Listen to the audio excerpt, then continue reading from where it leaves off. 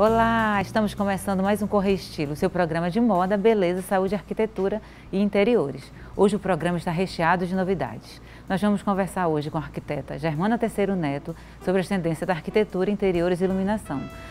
Também vamos conversar com a empresária Bruna Galerte sobre a tendência de unhas e com a médica oftalmologista Mariana Dália. Para começar o programa, vamos conversar com a médica Mariana Dália. Tudo bem, Mariana? Tudo bom. Seja bem-vinda. Tudo obrigada. Bem? Eu gostaria de saber, você faz plástica ocular? Isso, eu mexo com essa parte toda de plástica ocular. Me especializei em oftalmologia e fiz um fellowship de plástica ocular, que são 2 anos. Quais são as maiores procuras na plástica ocular? A grande procura é a blefaroplastia, que é o nome denominado para a cirurgia de pálpebra, né? Para o excesso de pele, bolsa de gordura, é a maior procura. Essa cirurgia, assim, tem alguma idade limite para fazer essa cirurgia, assim, a partir de tantos anos? Não, na verdade, qualquer pessoa adulta que tenha necessidade, tenha um excesso de pele e que se incomode com isso, tem indicação para isso. Principalmente quando está atrapalhando o campo visual. Isso significa a partir dos 18 anos, né? É, mas normalmente não é o comum com 18 Sim. anos, a não ser casos congênitos. Tem pessoas que já nascem com alterações congênitas de pálpebra e mais precocemente é realizado. Mas o normal, em torno de 30 anos, após os 30 anos, essa procura aumenta mais. Assim, tem algum, assim, é mais procurado por homens ou por mulheres?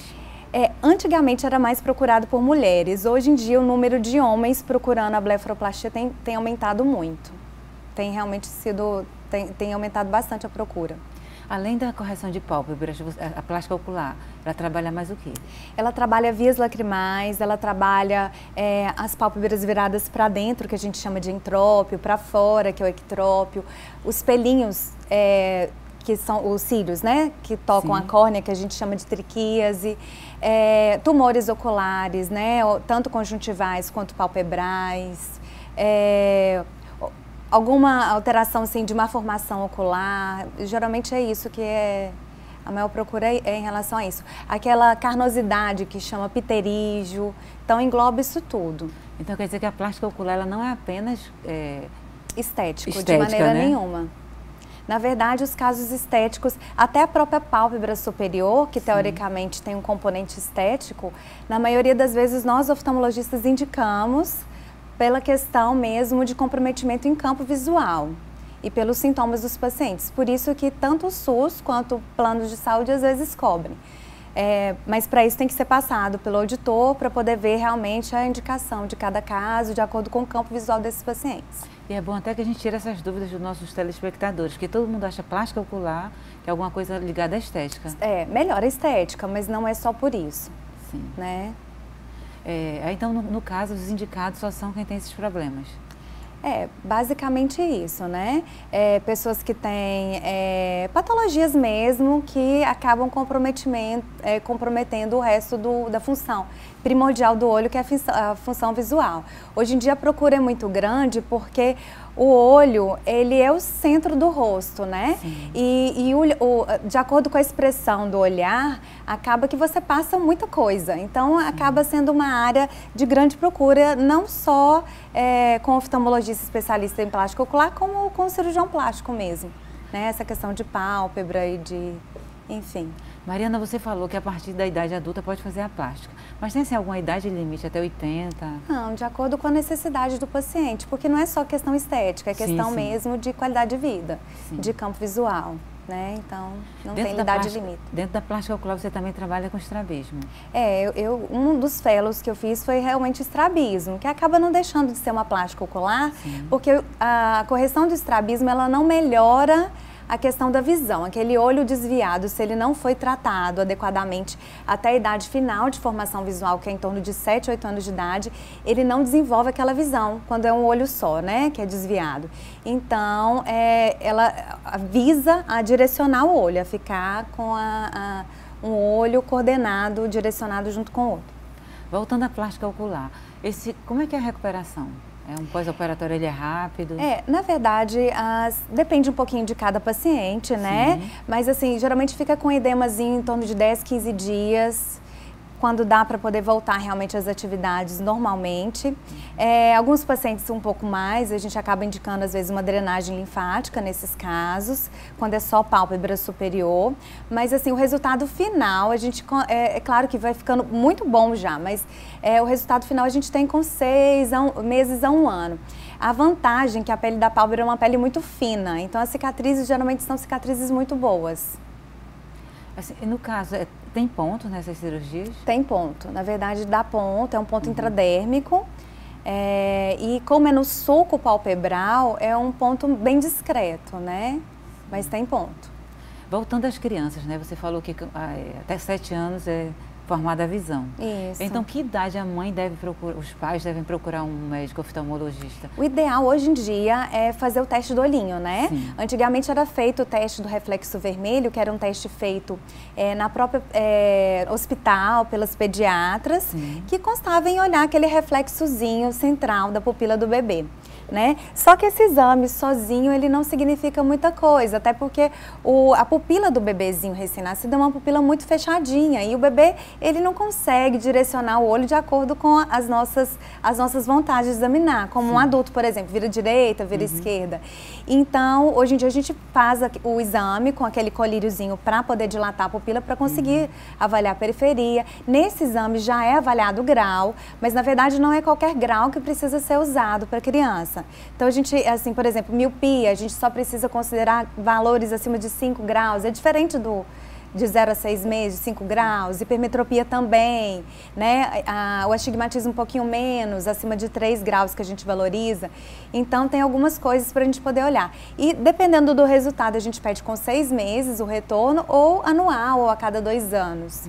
Para poder estar acompanhando se o olho está desenvolvendo da mesma maneira que o outro, porque às vezes um olho tem mais grau, por exemplo, do que o outro. E isso é impossível dos pais perceberem, dos educadores perceberem, é só através realmente de um exame oftalmológico que a gente consegue realmente detectar esse problema e tratar. Que muitas vezes é só com óculos, outras com óculos e aquela oclusão, né? Doutora, deixa eu lhe perguntar, tem pessoas, por exemplo, que fazem o teste do olhinho, vê que não deu nada, aí... né, vai tranquilo, passa tipo 5, 6 anos e vai descobrir que a criança tem já na idade escolar.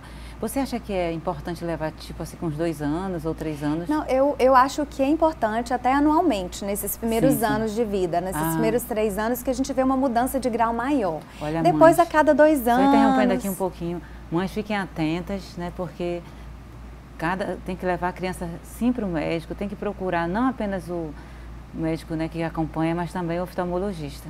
E isso é uma coisa, isso. E hoje em dia os próprios pediatras têm indicado isso, né? Como eles indicam também para o odontopediatra, essas coisas, né? Porque faz parte da consulta de rotina da criança. E deixa eu te fazer uma pergunta, você falou da plástica ocular no sentido da parte de correção, né? Mas e a estética, você também trabalha nessa parte? Trabalho. É claro que assim, algumas coisas às vezes precisa de uma complementação. Por exemplo, eu estudei plástica ocular. Sim. Então, por exemplo, um paciente que tem também queda da sobrancelha, queda do supercílio, né? Sim. Muitas vezes eu indico para ir para um cirurgião plástico, porque o cirurgião plástico, que é o profissional adequado para poder realmente fazer um lift, uma frontoplastia, porque aí ele conhece mais essa anatomia. O meu direcionamento realmente é plástica ocular, né? Só para essa questão estética, que é bolsa de gordura inferior, né? Excesso de pele, da pálpebra superior e inferior, a própria pitose, que é a queda da pálpebra, né? Essas assimetrias, uma pálpebra, então melhora, sem dúvida nenhuma. E assim, que idade uma mulher, né? Que as mulheres são mais vaidosas. Aliás, hoje em dia os homens também estão muito vaidosos.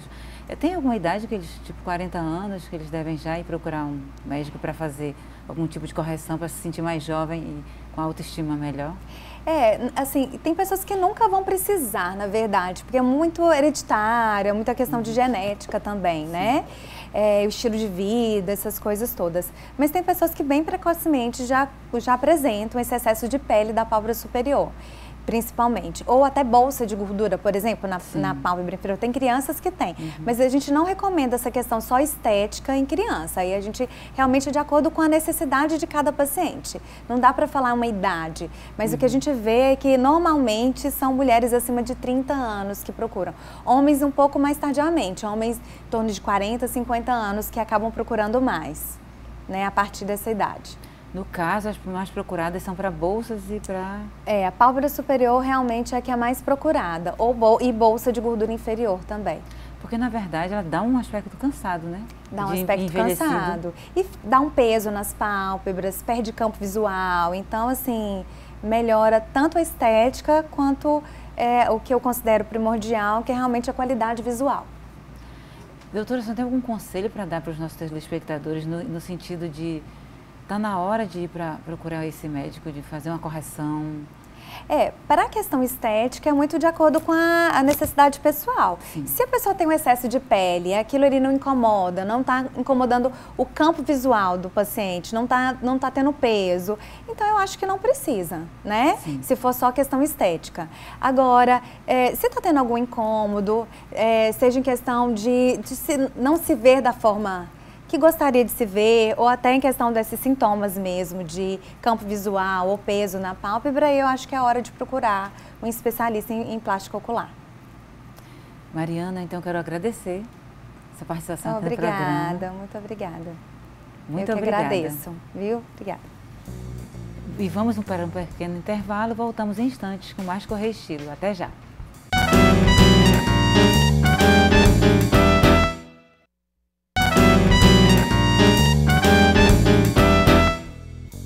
E agora vamos falar de arquitetura e interiores. Eu recebo aqui a arquiteta Germana Terceiro Neto.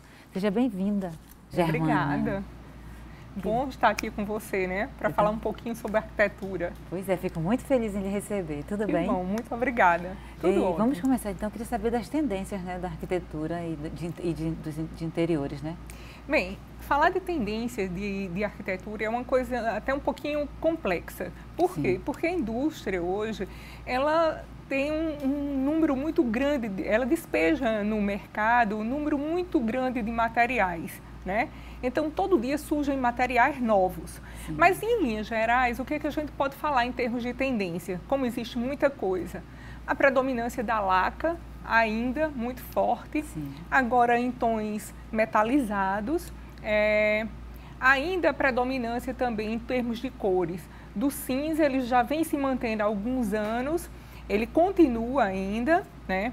Se a gente falar em termos, por exemplo, de revestimentos de sofás e cadeiras, o veludo voltou com força total, né?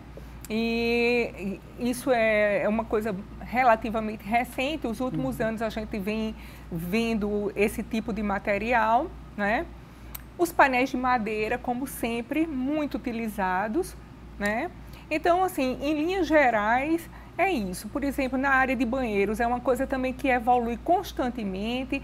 Então, se antigamente se trabalhava única e exclusivamente com o branco, hoje já se tem tanto as louças em tons distintos do branco, como, por exemplo, as louças pretas, marrons, as torneiras, os metais pretos também, cobre, bronze, dourados. Então, isso são materiais inovadores e são lançamentos, são materiais que estão atualmente imperando no mercado, né? Isso não significa dizer que os materiais utilizados anteriormente, como o tudo branco, os metais cromados, que deixem de ser utilizados. Não, nós só temos um leque maior de possibilidades, né? Sim, sim. Então, em linhas gerais, é isso, mas sabendo que é um mercado que é muito dinâmico e que se tem todo dia materiais novos que chegam às nossas mãos. Germana, geralmente, tem pessoas que fazem um projeto de uma casa, querem ser arquitetos e fazem e acabam atropelando tudo, né? Depois vão ter que ficar quebrando parede, quebrando tudo. Eu queria que você falasse da importância de contratar um profissional para construir sua casa, seu consultório, seu escritório, sua clínica, enfim.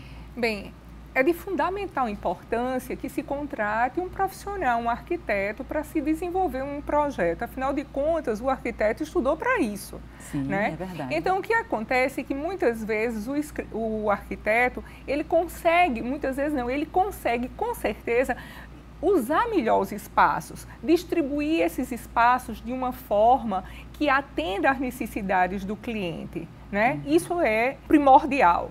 Depois, o arquiteto, ele consegue fazer com que o projeto ele tenha uma linha de conduta, porque muitas vezes a pessoa por si só quer fazer um projeto de interiores, porque um projeto de arquitetura precisa obrigatoriamente de um arquiteto para assinar a planta.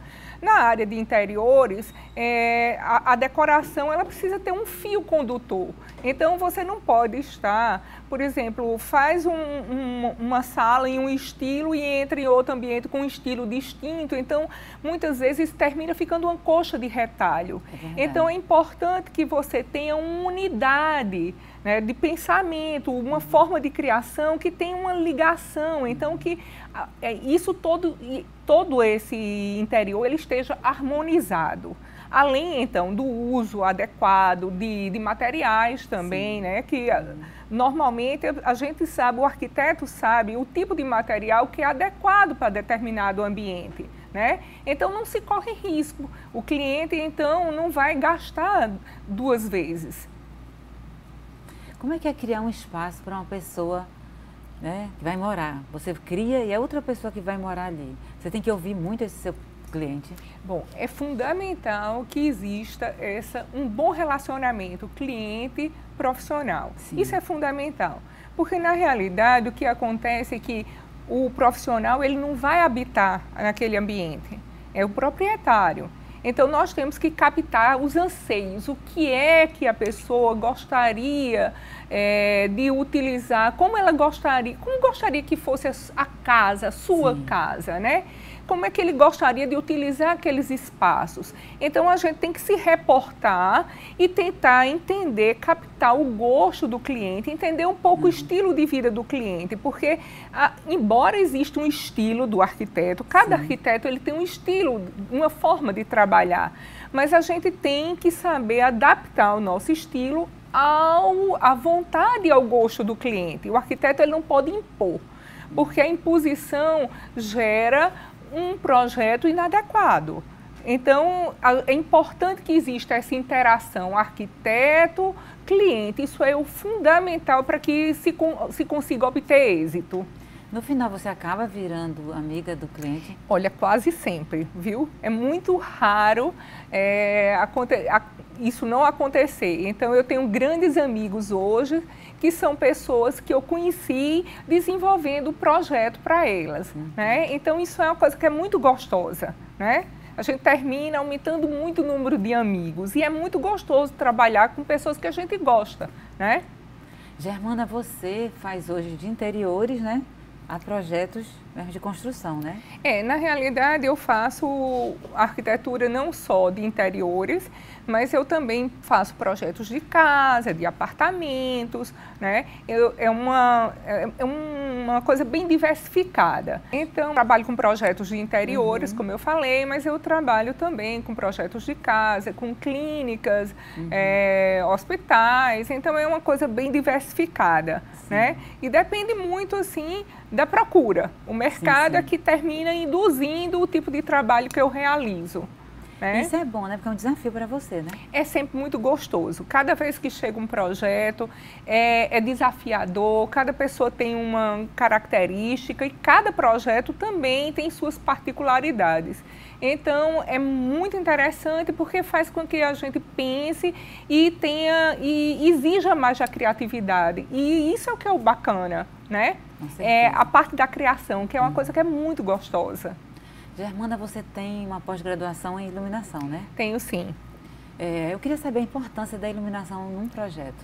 Bem, a iluminação, primeiro que ela é fundamental para que a gente possa utilizar o espaço, né? Depois, ela é importante para ela realça alguns pontos que são importantes. Tanto realçar para se ter facilidade de usar determinados tipos de tarefa, para você ter acuidade visual, como também você tirar partido da arquitetura. Por exemplo, uma parede com um revestimento especial, um revestimento de pedra, ela precisa ter um tipo de iluminação que faça com que essa parede tenha realce. Nos centros históricos, hoje, as grandes cidades como Paris, por exemplo, Roma, eles investem pesado em iluminação. Isso daí faz com que as grandes obras apareçam dentro do espaço urbano, né? Então, a iluminação ela é de fundamental importância no desenvolvimento hoje de qualquer trabalho. Eu queria falar sobre os projetos clássicos, né? Porque às vezes tem algum projeto que você faz e que pode durar anos, não precisa estar mudando todo ano. Isso. Bom, na realidade, eu tenho particularmente uma linha bem contemporânea. Ocorre que muitas vezes, como eu falei, o cliente ele gosta mais do clássico e a gente termina enveredando por esse caminho. Agora, tem determinadas coisas que a gente tem que fazer. Eu não digo que seja propriamente o clássico, mas são umas regrinhas básicas que a gente adota para não se criar projetos que sejam passageiros. Então, hoje as pessoas não têm uma disponibilidade, né, financeira para brincar, para estar mudando, que tudo é muito caro. Então, por exemplo, cores claras, branco, por exemplo, é uma coisa que é atemporal. As cores claras são atemporais.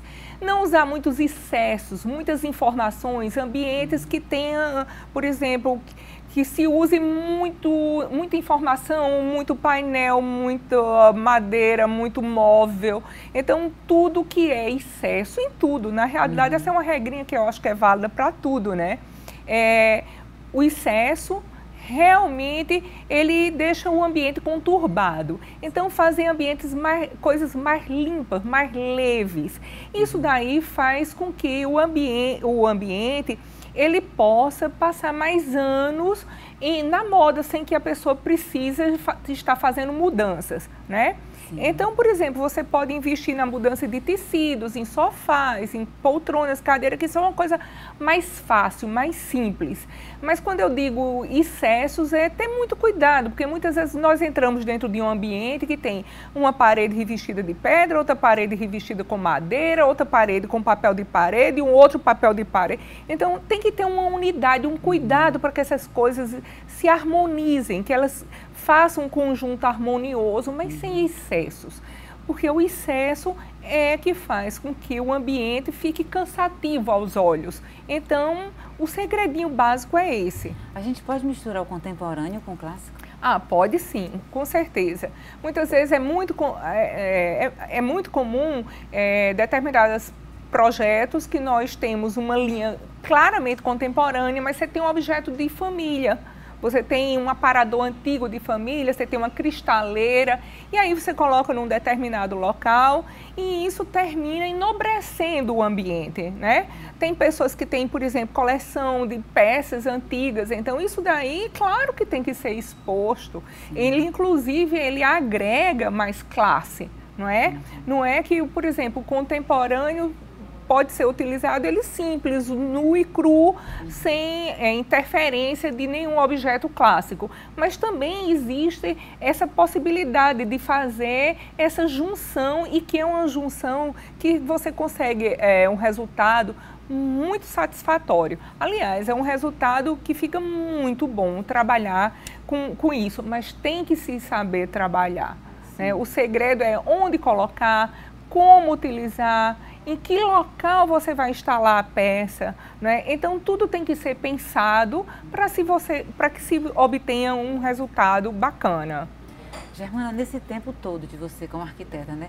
Tem, assim, alguma preferência dos seus clientes, assim? Quero um ambiente mais clássico, quero mais contemporâneo? Olha, recentemente, uma cliente antiga, que eu faço sempre os projetos para ela, ela me chamou e disse que queria fazer uma casa agora em estilo americano. E eu desenvolvi um trabalho. E ficou um trabalho muito bacana. Fora, por exemplo, sai um pouco da minha linha de conduta habitual, né?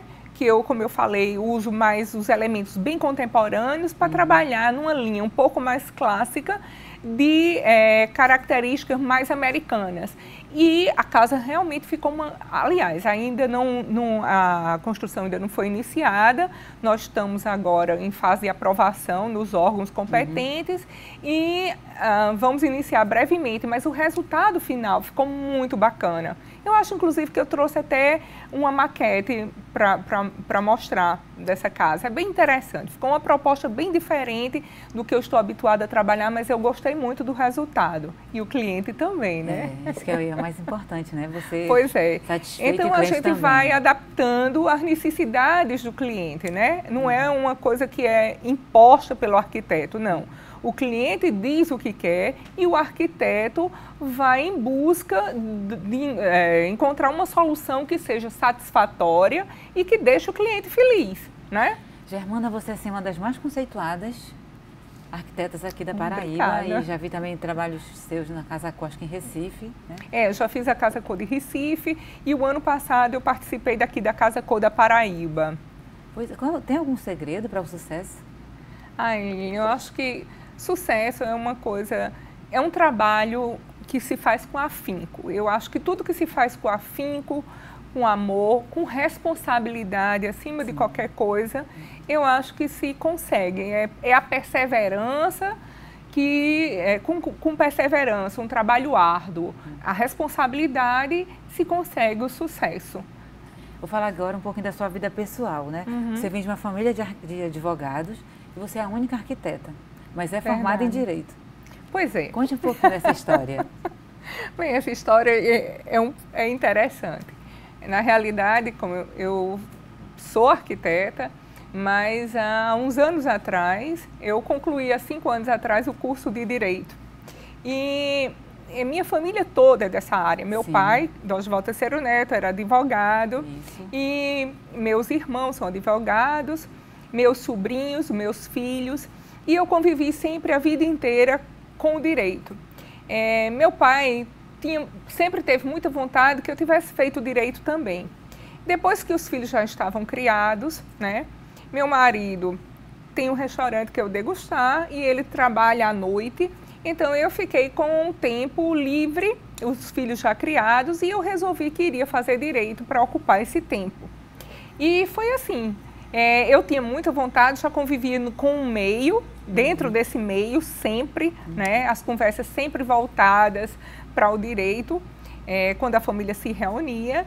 E depois eu pensei, eu estou com tempo disponível à noite, eu vou ocupar esse tempo e fui fazer direito. E realmente é um curso maravilhoso, fantástico. O direito é uma área que permeia. O direito é um curso de uma área que permeia todas as áreas de conhecimento, né? Então, ele permeia todas as áreas de conhecimento. Então, foi fantástico, é apaixonante, né? Mas, por exemplo, eu ainda hoje encontro direito ambiental. Ele tem um link com a arquitetura. Isso, é verdade. Não é?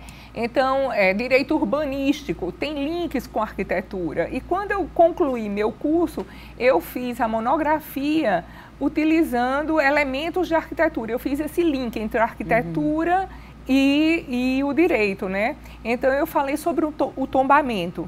E realmente foi bem interessante, né? Mas eu direcionei todo o meu conhecimento de arquitetura para o direito e consegui fazer esse link e ficou um trabalho bem interessante. Que coisa boa, parabéns, né? Eu ia falar, você, né, vários anos, quantos anos já de arquiteta? 25? Nossa, não, eu fiz 31 anos, agora no meio do ano, agora em julho. 31 anos de arquiteta. Quais são os seus melhores projetos? Olha, é muito complicado, assim, escolher os melhores projetos. Isso é uma coisa que é bastante difícil, porque cada vez surgem desafios novos e a gente vai se envolvendo com coisas novas. Então, é complicado dizer assim, quais são os melhores projetos. Mas tem um projeto que eu acho que me marcou muito. Foi um trabalho que eu fiz para uma casa no Bessa, à beira-mar, aqui em João Pessoa, e que na época existia uma revista chamada Viver Bem. Sim. E a proprietária da Viver Bem veio visitar João Pessoa e passou de frente a essa casa e perguntou quem era a arquiteta que ela queria conhecer. E terminou que eu conheci, ela foi até a casa, fotografou a casa, disse que tinha gostado muito, e depois essa casa foi a capa da revista, a nível nacional. Então, assim, esse trabalho foi há muitos anos atrás isso aconteceu, né? E no início da sua carreira? Foi praticamente no início da carreira. Eu acho que eu tinha uns 10 anos de formada, mais ou menos, quando isso aconteceu. E foi um momento assim, e logo em seguida também teve um outro trabalho que eu fiz, que era uma casa também dentro de um terreno muito estreito, e eu consegui fazer essa casa toda em 45 graus, e essa casa foi publicada na Arquitetura e Construção. Então, tem alguns trabalhos que, por terem esse tipo, sabe, você ser descoberta, eu não fui atrás, eu não procurei, as pessoas me procuraram, gostaram do trabalho e pediram para fotografar. Então, para mim, isso foi extremamente prazeroso, né? Então, são projetos que eu não posso esquecer nunca. Com certeza. Então, guardo na memória esse da casa, da capa da revista, eu fiquei louca, porque eu estava no Recife, fazendo um passeio com meus filhos, na época que eram crianças, no shopping. E quando eu fui comprar a revista, que eu me deparei, era a minha casa, o meu projeto, que estava na capa da revista, né? Então, eu acho assim, né? Foi uma felicidade tremenda. Então, realmente, esse projeto dessa casa, eu considero assim um projeto magnífico. E ainda hoje é um bom projeto, apesar de já ter passado muitos anos, ele é um projeto super atual. Recentemente, a casa foi vendida e passou para um outro proprietário, e eu dei uma modificada, só uma atualizada, mas ainda é uma casa muito gostosa, muito atual. E eu fiquei muito feliz com o resultado. Eu ia lhe perguntar isso, quer dizer, os bons projetos, eles são, assim, não eternos, né, mas eles perduram muitos anos. Um bom projeto, na realidade, a gente chama atemporal, né? Atemporal, isso. Ele é feito justamente para ultrapassar o tempo, né? Eu acredito nisso. Eu acredito que o projeto, ele deva ser feito para durar. Ele não pode ser uma coisa descartável, né? Então, ter cuidado com as linhas que se deve utilizar. É como eu te falei, o excesso é que faz com que o projeto tenha um tempo de vida útil muito pequeno. Se faz muito excesso, então tem que se saber trabalhar com os materiais de uma forma que seja equilibrado, conseguir um conjunto harmônico, né? Linhas que sejam boas, bem distribuídas. Eu acho que o segredo de tudo é sempre o equilíbrio, mas é um equilíbrio que vence, eu acho que em todas as áreas, né? Então, esse. Eu tento sempre a trabalhar com projetos que possam ser mais atemporais, justamente porque brincar com dinheiro não se pode, né? Hoje em dia a dificuldade é muito grande e ninguém está disposto a fazer uma coisa para logo em seguida quebrar e fazer novamente. Então, não sou adepta a mudanças radicais e frequentes. Germana, muito obrigada. Um prazer. Nós vamos para mais um intervalo e voltamos já.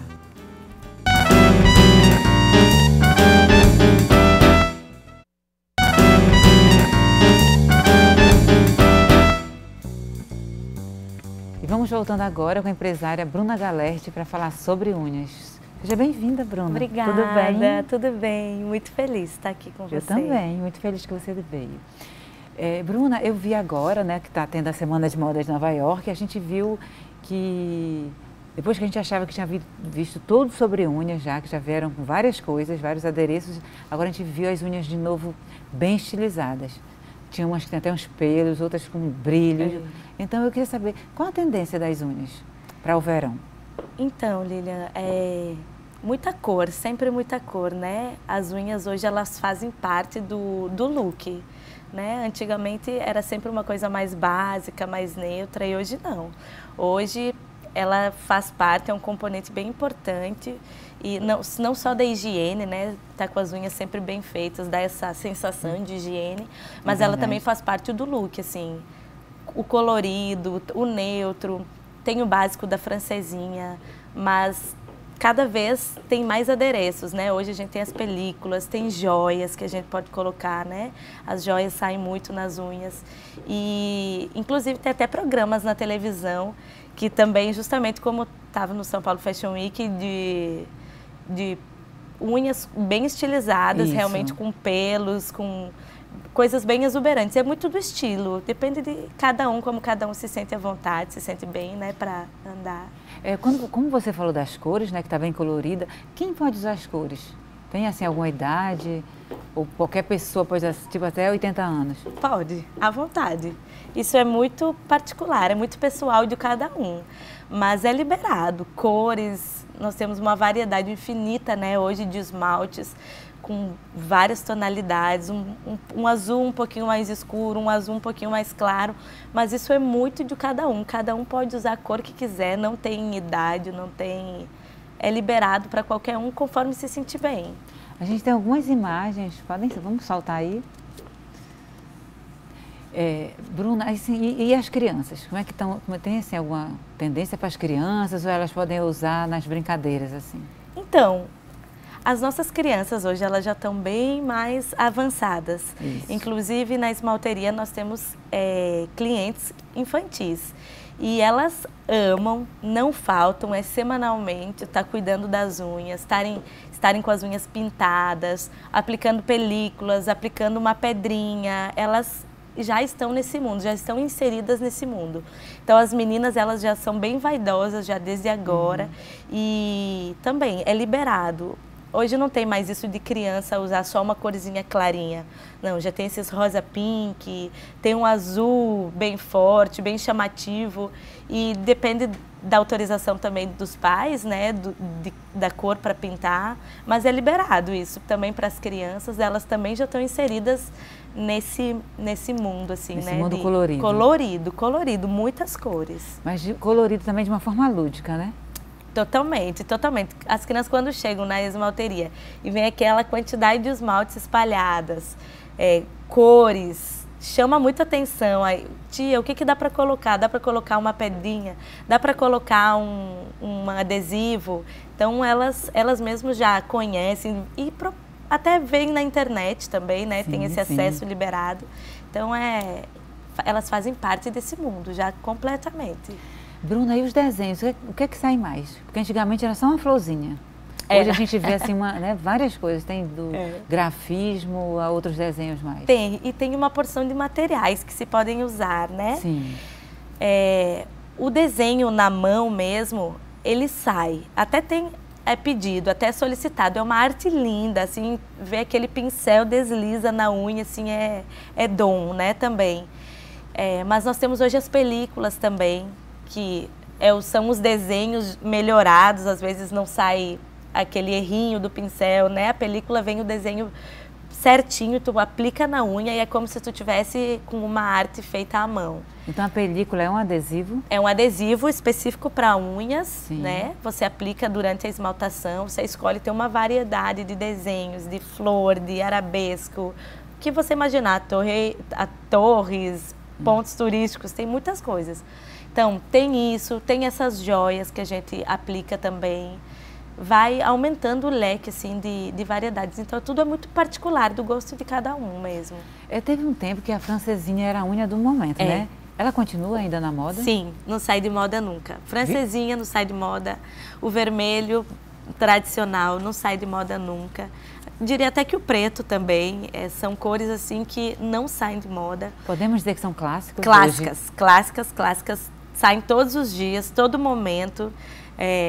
Agora a francesinha, ela se modificou, ela vai se adaptando, justamente por essa variedade de paletas, de cores que nós temos. Hoje a francesinha, você não faz só aquele rendinha com esmalte branco na ponta, não. Você pode fazer a francesinha em várias cores. Pode fazer ela azul, amarelo, vermelho, a cor que você quiser. A francesinha virou aquele detalhe, aquela pontinha da unha pintada. Mas a cor é o cliente que decide, ele que escolhe. Eu nunca imaginei, né? Porque o preto ele sempre foi usado por pessoas pelos góticos e por pessoas mais que tinham um perfil mais roqueiro, né? É verdade. E hoje não, a gente vê senhoras com unhas pretas. Totalmente. É lindo e fica bonito, né? E agora tem aquela opção de deixar brilhoso. Também temos a base fosca, que tira o brilho do esmalte. Então, também é uma diversidade maior também, né? E é liberado. Realmente não tem, assim, uma idade, não é só um estilo. Pelo contrário, é liberado mesmo, conforme a pessoa achar Antigamente, as pessoas, geralmente no carnaval, pintavam uma unha de cada cor. Mas eu tenho observado várias pessoas assim, com unhas várias. Antigamente era só uma filha única, hoje eu estou vendo duas. Isso. Então, aumenta, vai aumentando. E realmente, tem pessoas que vão e pintam uma unha de cada cor. Ou até a própria francesinha. Passa o esmalte neutro embaixo e a francesinha toda colorida, uma de cada cor. Porque a nossa moda está muito assim, descombinar e combinar, na verdade, né? Verdade. Então, a pessoa fica muito livre para fazer o que ela quiser. E, na verdade, quanto mais diferente ela faz, mais interessante fica.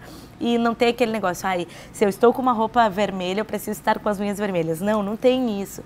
Então, dá essa liberdade para a pessoa escolher exatamente o que ela quer fazer. Ai, que bom, que a pessoa não precisa combinar mais a unha com a... Não. Olha aí a dica, viu, gente? Não precisa mais combinar o esmalte com a roupa. Bruna, e hoje também a gente tem a grande vantagem das unhas em gel, né? Em gel. Maravilhoso. Você pode falar sobre essas unhas? Então, é um maravilhoso, unha de gel, é prático. Sim. A gente tem tido uma procura muito grande nelas por conta dessa praticidade. A unha de gel, ela vem para facilitar também, né, o dia a dia da mulher, porque nem sempre você tem disponibilidade de tempo para parar numa esmalteria, fazer as unhas. E a unha de gel é para essa vida corrida, né? Uma vez no mês você vai fazer a sua manutenção, tem todos os cuidados específicos, mas ela é prática. A durabilidade do esmalte é maior, você está com a unha sempre bem feitinha, porque você também tem a possibilidade de fazer a unha de gel já francesinha. Então, independente da cor de esmalte que você tiver na unha, quando você remove, você está sempre com a unha pintada de francesinha, o que dá uma facilidade no dia a dia, né? Ou seja, está sempre arrumada, né? Está sempre arrumada, né? A durabilidade do esmalte também, ele não descasca com facilidade. Então, tem sido essa a procura. E também porque deixa a unha bonita. Minha unha é curtinha, então não posso pintar com uma cor mais exuberante. Aí você vem... Você está usando uma joinha na unha? Eu estou com uma joinha na unha. Será que dá para ver? É uma joinha. As joias agora são uma das tendências, né? Para o verão, né? Isso? É lindo. E fica lindo, fica arrumado. Isso. A pessoa tá sempre com uma mão bem apresentável. Isso. E dá essa sensação de limpeza realmente hoje em dia. É higiene. Tá com a unha pintadinha, aparada, né? Cutícula bem feita. Além da beleza, tem esse cuidado, né, da higiene também. É verdade. Eu lembro de um tempo que só as pessoas mais ousadas usavam vermelho, né? E hoje em dia a gente vê todas as pessoas usando vermelho, que se tornou um clássico, né? Como você falou. É um clássico. O vermelho são cores, como você disse, né? A francesinha, o preto, são clássicos. E conforme vem entrando as tendências, vem entrando novas cores, mas esses não saem. Não sai. Tem pessoas, eu só pinto com vermelho e já tem o nome, a marca que gosta especificamente nessa tonalidade. Então, é um clássico, não sai de moda nunca. Bruna, e os tons nudes? Porque eu vi que eles vieram, antigamente o nude era só um tonzinho, hoje ele tem várias tonalidades, né? Uns rosáceos. E eu acredito que vai entrar para esses clássicos também, porque existem várias tonalidades, vai mudando uma pigmentaçãozinha aqui, outra só que aumenta, mas é um leque gigante de nudes e são os neutros, né? Tá com a unha pintada, tá com a unha aparada, cutilada, tá com uma unha bem feita, não quer uma cor extravagante, mas também não quer ficar sem esmaltação, o nude vem e sana essa necessidade.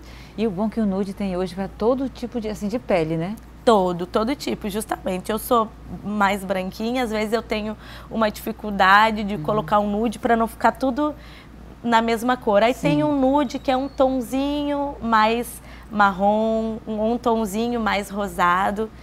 Então tem tom para todos os gostos, para todas as peles. É uma variedade imensa, né? Os esmaltes, cada vez as coleções estão maiores. Com mais possibilidades, né? E sempre tem alguém que gosta especificamente daquela cor. Tem as cores do inverno e as cores do verão? Ou... Assim, sempre tem uma tendência, né? Por exemplo, agora tá vindo, né? Já começa a se falar sobre já o verão 2018, né? Isso. Pronto, o verão 2018 tem se falado muito nas cores azul, aquele azul, a gente chama de azul caneta, que é aquele azul bem forte. Sim. Rosa tem falado-se muito no verão também. O laranjado e o verde musgo. O verde musgo, esse verde mais fechado, vem meio que para dar uma substituída até no preto. É um preto, mas puxando para um tom verde. É uma tendência. O azul vem para o verão, mas na verdade primavera, verão, outono, inverno, você é livre para usar a tonalidade que você quiser. Tem-se uma tendência, quem quer seguir pode ficar à vontade para seguir, mas a verdade é que a esmalteria vai ter sempre, todos os dias do ano, vai ter aquela variedade de cores para você ficar à vontade e escolher a que você tiver com vontade de pintar, exato.